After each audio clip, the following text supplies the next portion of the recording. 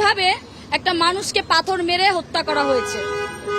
আমি প্রশ্ন করতে চাই, বিএনপির এত শক্তি কিভাবে এবং কোথা থেকে এলো যে তারা এইভাবে জনসম্মুখে মানুষকে পাথর মেরে হত্যা করেছে? তারা কি জবাব দিতে রাখে না? লিটারালি আমরা দেখতে পেলাম যে বিষয়টা জনসম্মুখেও হয়েছে, পিছন থেকেও হয়নি, লুকিয়েও হয়নি, জনসম্মুখে হয়েছে। তার মানে তারা একটা এক্সাম্পল দাঁড় করিয়েছে যে যদি আপনারা চাঁদা না দেন বা কোনো ব্যবসায়ী যদি চাঁদা না দেয় সেক্ষেত্রে তারা কোন পর্যায়ে যেতে পারে। এবং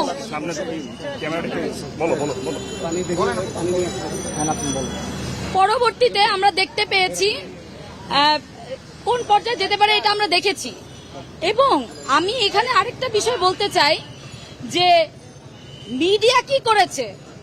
এই যে এতগুলো মিডিয়া সাংবাদিক 9 জুলাই বর্বরতার মাধ্যমে তাকে কিভাবে হত্যা করা হয়েছে, একটা টিভি মিডিয়াও একটা সাংবাদিক ভাইরা এটা প্রচারণা করেনি কেন?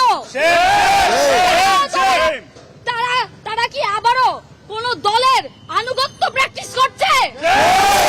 তারা কি কোন দলের হয়ে কাজ করছে? তারা যদি কোন দলের হয়ে কাজ করে, আমি সুস্পষ্টভাবে বলতে চাই, আপনার জুলাইয়ের পরে আপনাদেরকে ছেড়ে দিয়েছি, কিন্তু এখন আর ছাড় দেয়া হবে না। আমরা জানি আপনাদেরকে কিভাবে ঠিক করতে হবে। আমাদেরকে বাধ্য করবেন না যেন আপনাদের সংস্কারেও যেন আমরা আপনাদের সংস্কারের জন্য আমাদেরকে নামতে বাধ্য করবেন না। আরেকটা কথা বলতে চাই, ডক্টর ইউনূস একজন নোবেল বিজয়ী হয়ে প্রধান উপদেষ্টা হয়ে এখানে বসে আছে, কিন্তু 1 বছরে সে ল অ্যান্ড অর্ডার পর্যন্ত ঠিক করতে পারেনি। সে ব্যর্থ, সে সম্পূর্ণরূপে ব্যর্থ।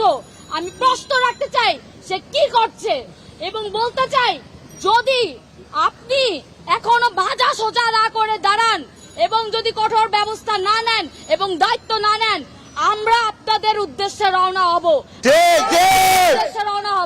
1 বছরে কি করেছেন সেটার জবাব আপনাদের দিতেই হবে। 24 জুলাই গণঅভ্যুত্থানকে ধারণ করি এবং নতুনভাবে বাংলাদেশ গড়ার লক্ষ্যে কাজ করেছি।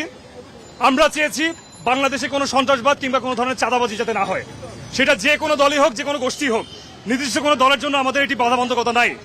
কিন্তু আমরা দেখেছি গত 9 জুলাই যেভাবে একজনকে আমরা শুনেছি উনিও নাকি একটি নির্দিষ্ট দল করতেন, সে কোনো দল করুক বা কি করুক সেটা আমাদের দেখার বিষয় না। আমরা চাই সবার নিরাপত্তা।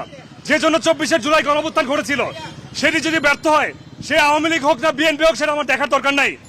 আমরা সেটা যদি ইন্টারিমের কেউ হয়ে থাকে, আমরা সাধারণ শিক্ষার্থী রাজপথে নেমে আসবো। আজকে আমরা এখানে সমবেত হয়েছি দল মত নির্বিশেষে, কেউ কোনো রাজনৈতিক দল কে কি করেছে সেটা আমাদের লক্ষ্য নয়। আমরা এখানে সাধারণ শিক্ষার্থীদের পরিচয় সবাই একত্রিত হয়েছি। আমরা জানান দিতে চাই, এই ধরনের ঘটনা ঘটে থাকলে, ভবিষ্যতে যদি আরো ঘটে থাকে, সুষ্ঠু বিচার যদি নিশ্চিত না করতে পারেন, ইন্টারিমকে কিভাবে জবাবদিহিতা করতে হয় সেটা আমরা দেখিয়ে দিব।